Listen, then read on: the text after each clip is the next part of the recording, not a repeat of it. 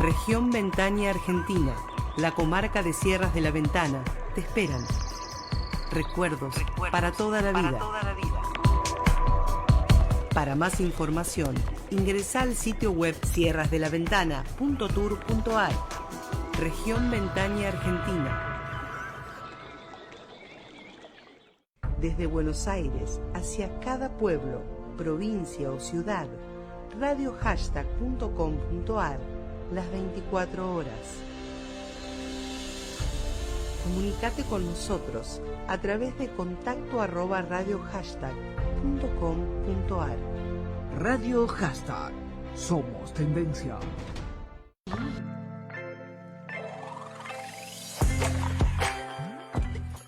Sean todas y todos muy bienvenidos a una nueva edición de Algo de Arte, un podcast en el que vamos a charlar temas de historia del arte, biografía de artistas, entre otras cosas que vayan surgiendo.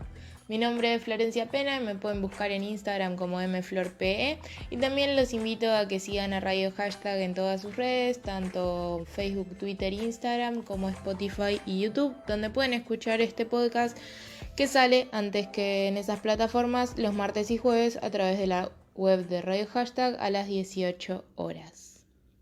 ¿Cómo están? ¿Todo bien? Bueno, el podcast anterior, que si no lo escucharon vayan a escucharlo, no es necesario que lo escuchen antes de este, pero saben que se desprende. Hablamos de Artemisia Gentileschi, una gran artista, gran artista, mujer, y a partir de eso me pareció como importante tener que hablar del periodo, ¿no? Que lo hablamos como muy así nomás, y me parece necesario, y más tipo, para los que estudian y escuchan este podcast para estudiar, me parece que es algo necesario, es algo que capaz es complejo de entender, entonces me pareció copado que tengan este podcast para apoyarse y que no lo usa para estudiar, simplemente para conocer un poco más del temita si les interesa. ¿De qué voy a hablar con tanto preámbulo? Bueno, del barroco.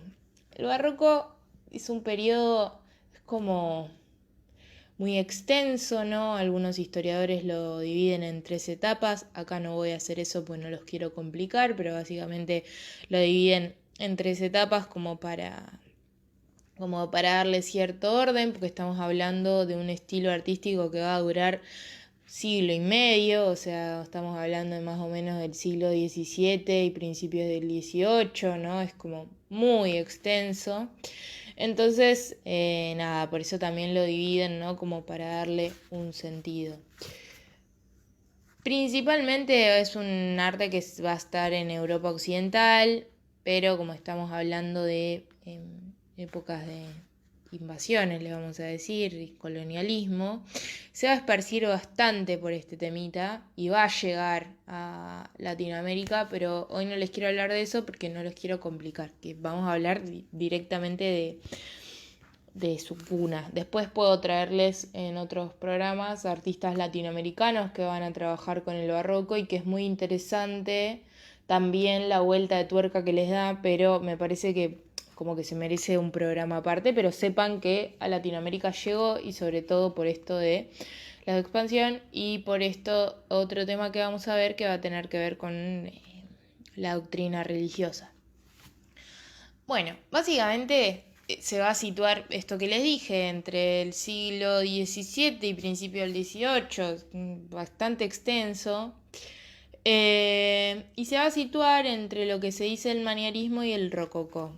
¿Qué es el manierismo y el rococó? Esto lo voy a explicar muy simple. Si les interesa el tema, me lo hacen saber. Ya saben que me pueden pedir que hable de algún tema en particular o de algo en especial a través de mi Instagram, que lo repetí en la intro, pero les digo, es mflorpe, o me lo pueden dejar en los comentarios si escuchan esto por YouTube o por Facebook, que creo que ahí tienen comentarios habilitados.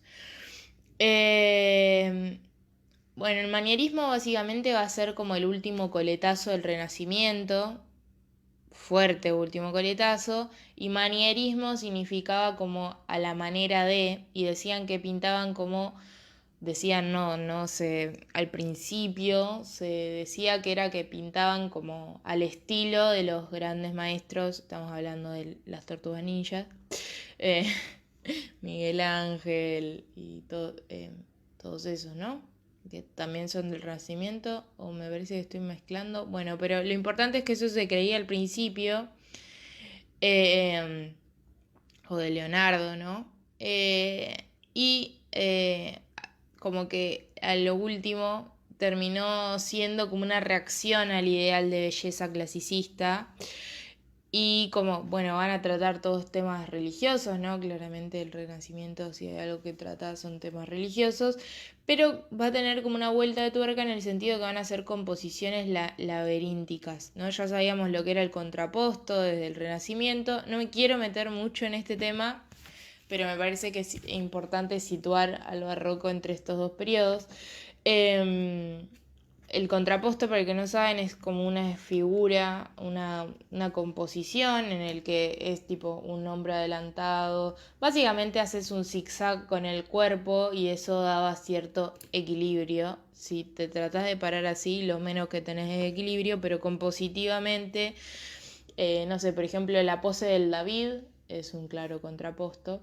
Entonces, estos manieristas lo que van a hacer es darle una vuelta de tuerca a ese contraposto y como que van a llevarlo a su máximo esplendor y van a hacer composiciones súper en zigzag. Bueno, esto, la idea del laberinto, ¿no? Todo el tiempo.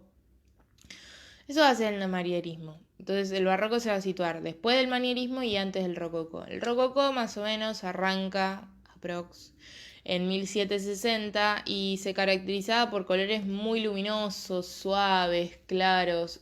Un cuadro para que tengan en la cabeza es La Maca.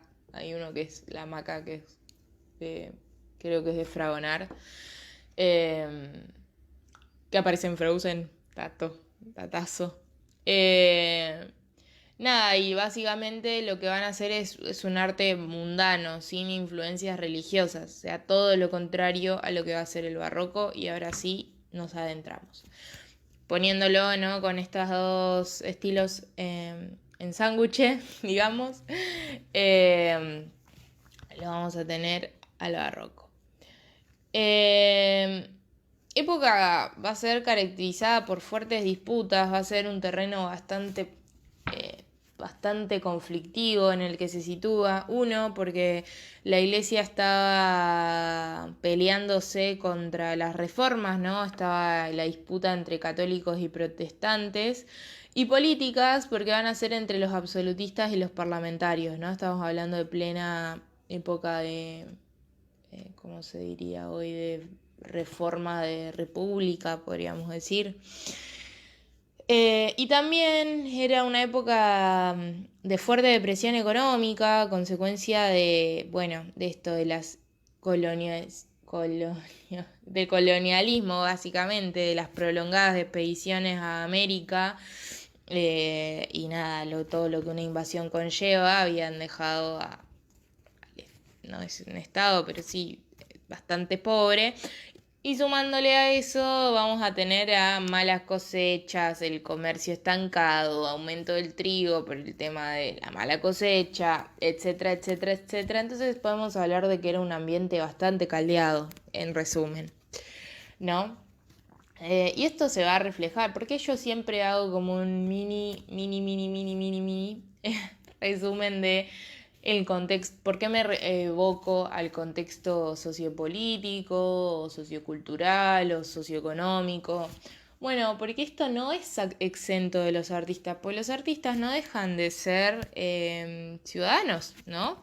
Y personas a las cuales todas estas cosas los permean, y también el artista es un poco un reflejo de su época, entonces es muy difícil o no tiene sentido capaz tratar de entender un arte, un artista sin entender el contexto, ¿no?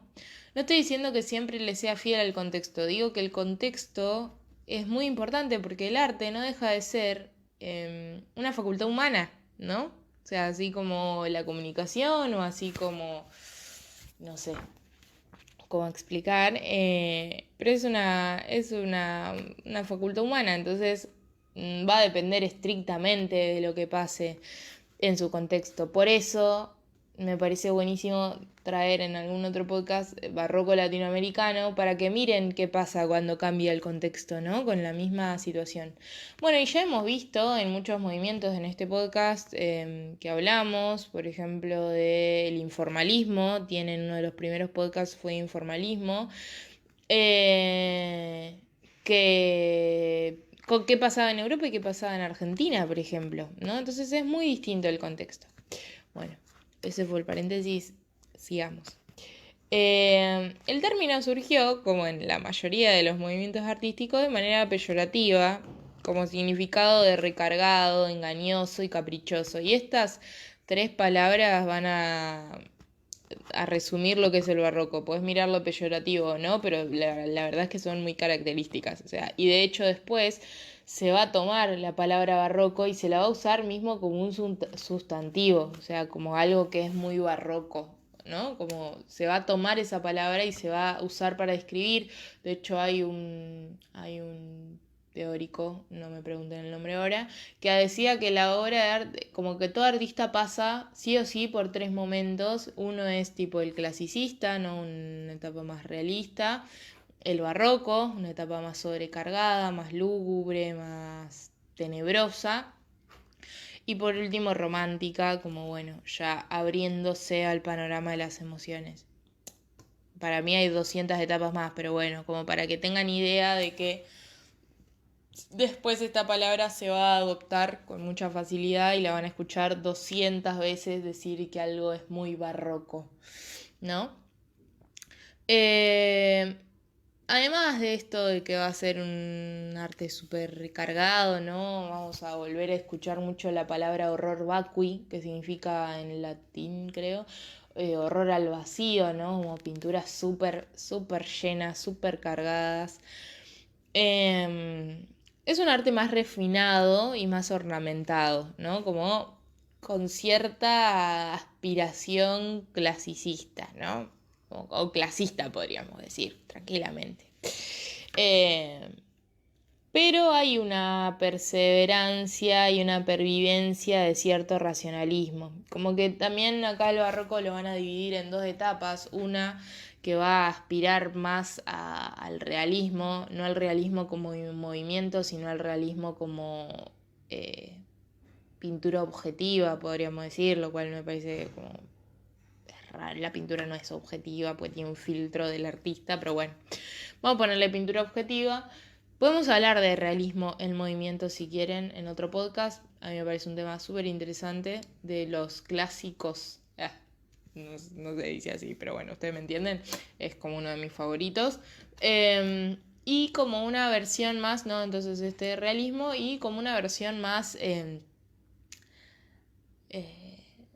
sí, esto, no puedo dejar de decir la palabra tenebrosa, pero realmente es que no se me ocurre otra. O sea, más como con un giro, como una distorsión de la realidad, ¿no? Como cierta fantasía se busca, ¿no? Como muy sugerida igual, porque tampoco es que te va a aparecer un dragón en una pintura. A menos que estemos hablando de San Jorge, ¿no? Que es el santo este que derrotó al dragón, si no me equivoco. Bueno. Todo más o menos, discúlpenme, estoy grabando esto un lunes a la mañana. No, pero es esto que les digo.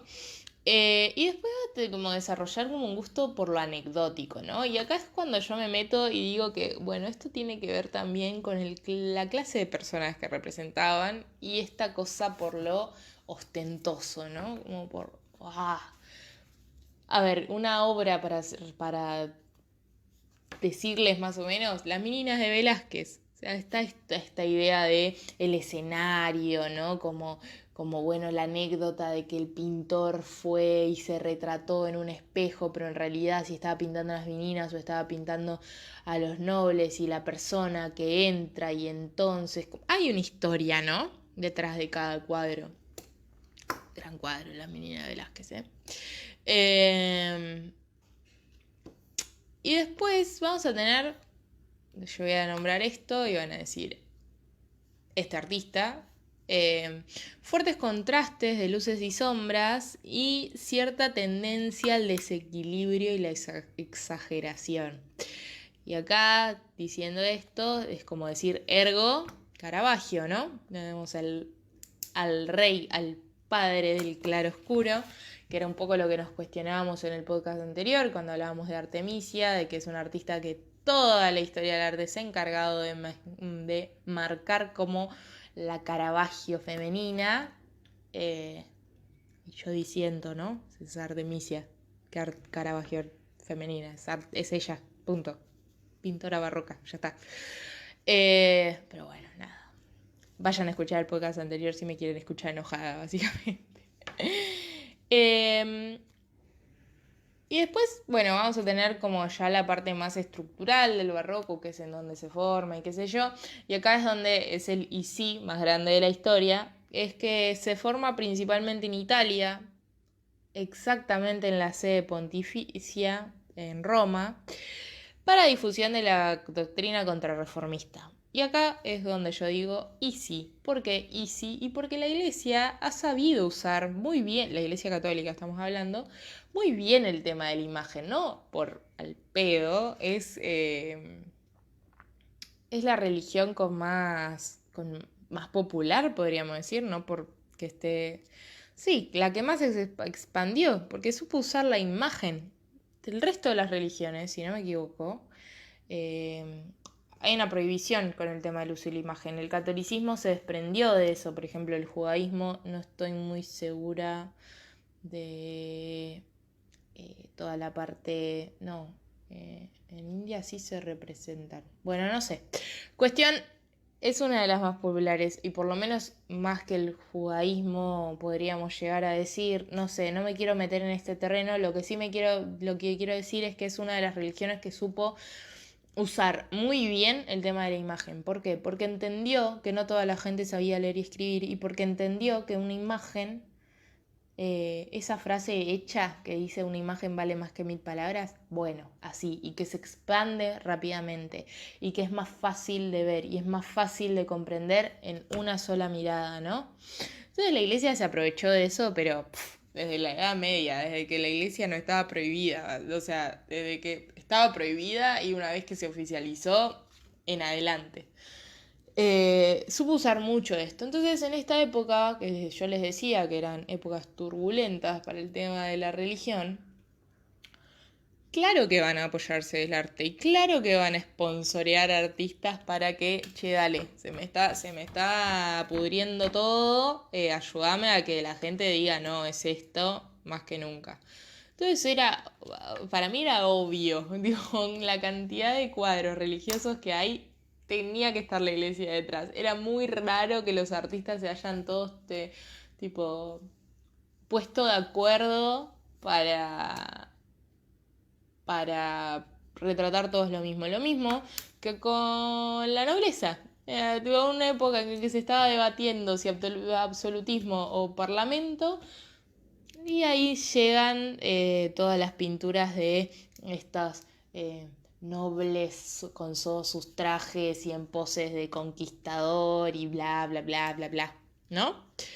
Entonces no es como casual, por eso es lo que yo les decía, que es muy difícil separar el contexto del artista, porque el contexto hace al artista y el artista hace al contexto. Es una relación simbiótica, es como si a nosotros hoy, si no están escuchando esto del futuro, me dicen si seguimos en pandemia. Pero es como si a nosotros hoy alguien nos extrajera y no nombrara el hecho de que estamos en una pandemia mundial, ¿no? Con todo lo que eso significa. Que en el arte va a ser reflejado y es muy probable que en la historia del arte en años venideros se nombre el tema. ¿Se entiende a lo que voy? Porque es muy probable que los artistas lo estén retratando y si no lo están retratando, vamos a ver una decadencia del campo cultural, de la cantidad de lugares que cerraron, de los artistas no teniendo lugares para circular, etcétera, etcétera, etcétera. ¿Se entiende a lo que voy? Yo no sé si se entiende, pero a mí me parece como fundamental el hecho del contexto. Y te sirve muchísimo para ponerte en la piel de esa época, porque hay muchas cosas que nosotros vemos hoy con el filtro de hoy, o sea, con el diario del lunes, y que nos indignan, una bocha. Entonces ponerse en el contexto te va a dar la misma bronca. En ejemplo de Artemisia, ¿no? Te va a dar la misma bronca entender que la mina la tuvo que pelear desde abajo. Pero vas a entender de alguna manera que también logró dedicarse a, digo, como, no sé si justo es el mejor ejemplo, pero digo, hay muchas cosas que son más fáciles de entender si sabemos en qué contexto estaba, no es lo mismo. Entonces, nada, consejo para los y las que estudien, las que están estudiando arte, no se separen del contexto. Es muy, muy, muy, muy importante y es mucho más probable que te cierre todo mejor y que lo entiendas mucho mejor si entiendes el contexto. Entonces, esto. Iglesia es la principal, ¿no? Estamos hablando de, por ejemplo, históricamente los Medici fueron uno de los más grandes mecenas del arte y era gente que estaba 100% involucrada con la iglesia, o sea, no es casual, ¿no? Bueno, ya me fui por las ramas. Pero nada, esto. Básicamente vamos a tener pinturas religiosas y pinturas de gente con mucha plata y nobleza sobre todo, ¿no? Ahora me quiero meter como más en como lo específico, ¿no? Del barroco y que son tipo 4 puntos en los que se va a desarrollar sobre todo el tema de la pintura. Y que son, a ver, el barroco, ¿cómo se dice? Trabajó con otros géneros, ¿no? Con géneros que se venían trabajando, como por ejemplo el retrato o el bodegón o... El bodegón son las naturalezas muertas, ¿no? Como estas escenas de que no es paisaje, como una escena armada, naturaleza muerta, dígase la frutera, la botella, ¿no? La jarra, ese tipo de pinturas. El retrato, la pintura religiosa, también van a rescatar ciertos temas mitológicos, bueno, toda esa cosa lo van a como a usar muchísimo. Pero también expone tres tipos de pintura de género, sobre todo podemos hablar, que son nuevos, ¿no? Son nuevos, que capaz ya se estaban pintando, pero bueno, podemos hablar desde el barroco, siempre sabemos que la historia del arte necesita poner un punto de partida, en este caso va a ser el barroco. Vamos a tener, por ejemplo, la pintura de género, no es lo que están pensando, no se ilusionen. Que van a ser temas de la vida cotidiana, básicamente. Campesinos, mendigos, comerciantes, ¿no? Como temas folclóricos de que hasta ahí nadie pintaba y que va a ser más o menos de esto de lo que se va a desprender el rococó que hablábamos al principio, ¿no? Temas que no tienen que ver ni con la iglesia, ni con la pomposidad de la nobleza, ni con el tema del retrato, sino como reflejan fielmente, tómenlo en 1.000.000 de comillas, ¿no? Porque es el filtro siempre, de la época, ¿no? Como temas folclóricos, podríamos decir. Después vamos a tener algo que a mí me parece, es como lo que más me flashea del barroco, porque es algo que dije, mira, se están planteando esto. Se están planteando esto en esta época, me parece como, ¿no? Como bastante antes al existencialismo de Sartre, ¿era? Sí, creo que sí. ¿Qué va a ser el Vanitas? ¿Qué es el Vanitas? Bueno, básicamente es el bodegón, ¿no? Lo que hablábamos antes del bodegón, estas naturalezas muertas, que aluden a lo efímero de la existencia. Y vos vas a decir, Florencia, ¿cómo un bodegón, cómo un jarrón me puede aludir a lo efímero de la existencia? Bueno, porque básicamente lo que van a poner son elementos muy puntuales en los que te van a... Es como así como un recordatorio de que te vas a morir, dicho en criollo. ¿Cómo un recordatorio de que te vas a morir? Bueno, por ejemplo, una flor marchita, ¿no? Una calavera, es la favorita la calavera, un reloj, ¿no? Como esto de el tiempo, el paso del tiempo, lo finito de la vida, ¿no? Esto a mí me flashea muchísimo, o sea, como, no sé, yo me pongo en la piel de esos pintores y pintoras de la época y es como bastante, ¿no? Como... Es un para mí es como reflejo de que es algo que siempre le preocupó a la raza humana, ¿no? El tema de, bueno, nos vamos a morir, claramente nos vamos a morir. Y nada, es eso, lo que ellos lo plantean en el Vanitas es eso, como un recordatorio de que te vas a morir, básicamente. Y de que todos nos morimos. Y de que el tiempo está pasando ahora, ya, todo el tiempo. Como que todo el tiempo se está muriendo, ¿no? Como eso, esa idea, que a mí me parece alucinante, es como bastante tétrica, pero al mismo tiempo está bueno, me gusta a mí, esa parte me gusta. Después vamos a tener otra cosa, vieron que yo en un momento les dije que tiene cierta tendencia al desequilibrio, a la exageración, a como un mundo más fantástico. Bueno, van a hacer mucho muralismo, ¿no? Los artistas barrocos, sobre todo en iglesias y toda esa cosa. Toda esa cosa. Se resume en Florencia, bueno. Y hay algo que se va a llamar pintura mural trompeloil. Acá, bueno, la pronunciación se las debo, que básicamente significa pintura mural trampantojo. ¿Qué es una trampantojo? Una trampa para el ojo. No, es un efecto óptico, una ilusión que engaña a la vista, jugando sobre todo con el entorno arquitectónico. ¿Qué dice esto dicho más llanamente? Bueno, básicamente te dibujan una ventana, ¿no? Una ventana que vos decís es una ventana, yo veo una ventana y estoy segura que eso es una ventana y es una pintura. Lo hacían mucho también, por ejemplo, en las...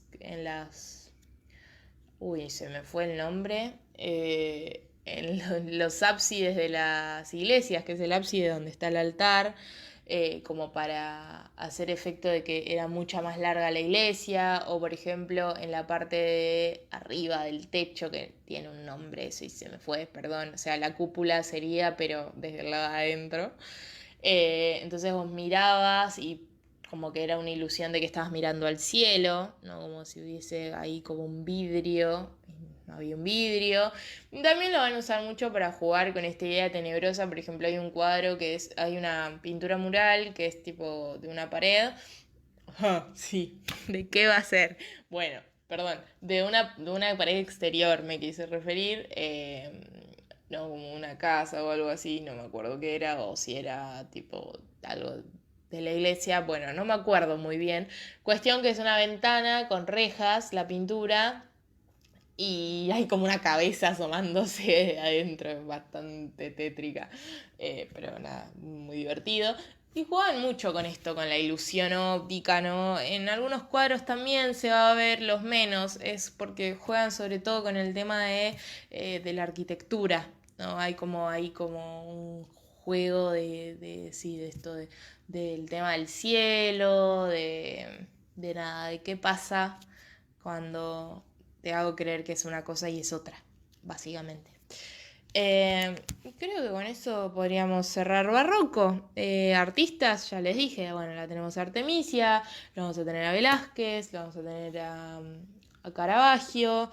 Básicamente hay un montón de artistas más, les estoy diciendo que es un periodo que duró siglo y un poquito más, o sea que hay un montón de artistas más, pero yo creo que con esto están ready, no necesitan más data. Es mucha data el tema del barroco, sobre todo porque no sé si es mucha información la que las tiré, pero es mucho, como es medio un rompecabezas, ¿no? Como que no puedes ver barroco si no entendés manierismo, si no entendés rococó, o no puedes ver barroco si no terminas de entender el contexto, si no terminas de entender el tema de la iglesia, si no entendés el tema de la situación económica debido al colonialismo, ¿no? A las invasiones. Entonces es como medio que hay que ir ensamblándolo para entenderlo. Les dejo pendiente el podcast de Barroco Latinoamericano. Díganme de qué otros temas quieren que hable en este podcast. Saben que yo voy cumpliendo. Creo que ahora no les debo nada, me los voy anotando, pero nada, eso. Me encantaría que si escuchan este podcast me lo hagan saber y que lo compartan también. Pueden mandarme fotos escuchando el podcast a mi Instagram o etiquetarme o alguna cosa. Y nada, si llegaron hasta acá, espero que les haya servido, que si no lo conocían, bueno, lo conozcan. Miren imágenes de barrocos, siempre lo que recomiendo cuando escuchan este podcast, que miren imagen, así la información se absorbe más, ¿no? Porque van a asociar la imagen con el audio, ¿no? Sincronizar imagen con video, imagen con audio, digo. Y nada, eso. Gracias por acompañarme y nos encontramos en la próxima edición. En un mundo digital, navegamos por tus redes para hacerte la mejor compañía. Radio Hashtag. Somos tendencia. Desde Buenos Aires al mundo, radiohashtag.com.ar. Las 24 horas en vivo. Radio Hashtag. Somos tendencia. Seguinos en nuestras redes sociales, Facebook, Twitter, Instagram. Encontranos como Radio Hashtag OK. Radio Hashtag OK.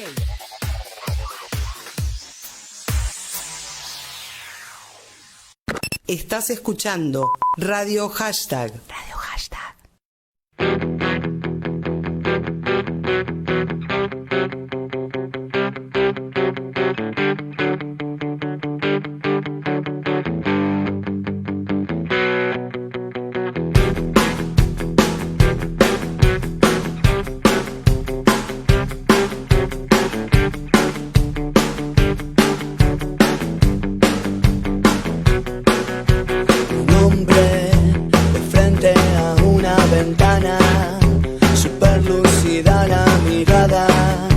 Recorre el paisaje y no su interior es luna, son sombras lejanas del bosque, es algo raro en las estrellas, sonidos que inducen temor y también melancolía de esperar,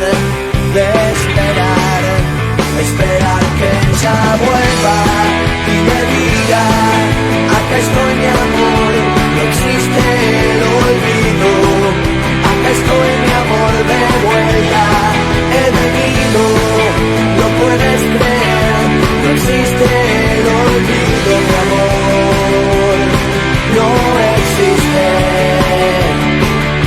Su mente inquieta se puebla de historias, su cuerpo es solo memoria, es eso que hay que sentir, con paciencia y